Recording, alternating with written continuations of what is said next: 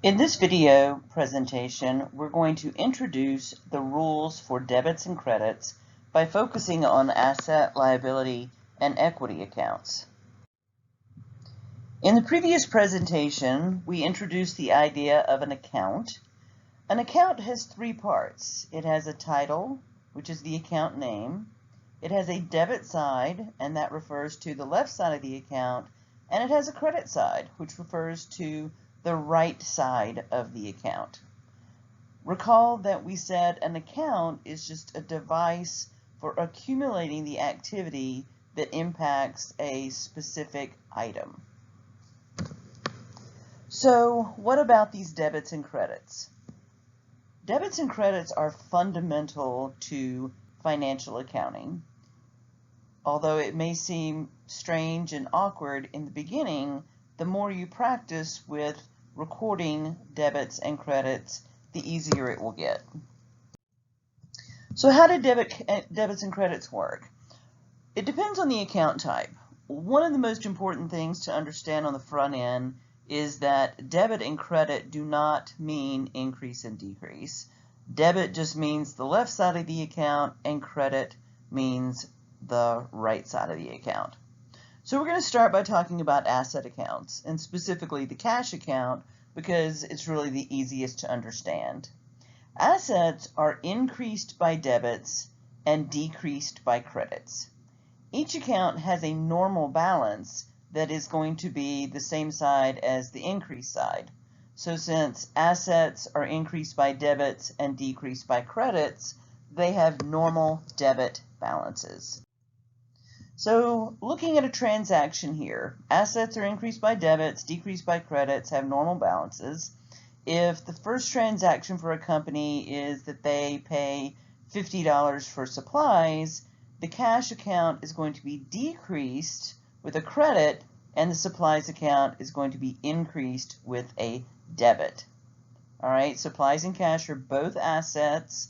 We are exchanging one asset for another. We're paying out cash, we're decreasing the cash account, we're going to credit it. The supplies account, we're acquiring an asset. We want the balance in that account to reflect the purchase. We're going to increase the supplies account by debiting it. Liabilities and equity are on the opposite side of the accounting equation. So it works out that the accounts work the opposite way. So while assets are increased by debits and decreased by credits, on the opposite side of the accounting equation, liabilities and equity are each going to be increased by credits and decreased by debits.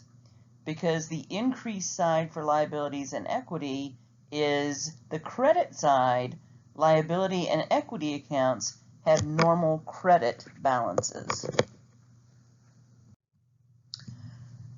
So let's look at a second transaction. If cash of $100 is received in exchange for common stock, so in other words, we have an investor who is paying $100 into the business in exchange for common stock or ownership interest, we're getting cash. We're going to increase the cash account with a debit, and the common stock account is an equity account on the opposite side of the accounting equation. It's increased by a credit, so we're going to credit the common stock account.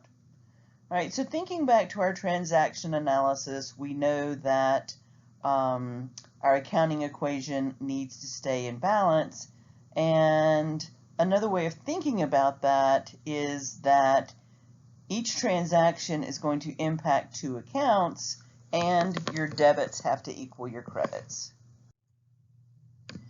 So liability accounts are also increased by credits and have normal credit balances.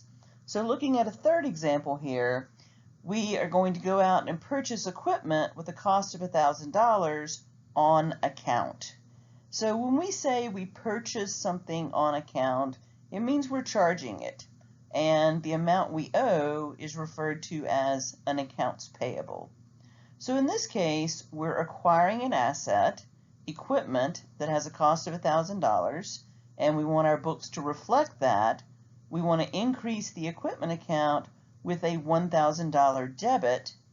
We want our liability account, the accounts payable, to show that we owe $1,000, so we're going to increase our accounts payable with a $1,000 credit.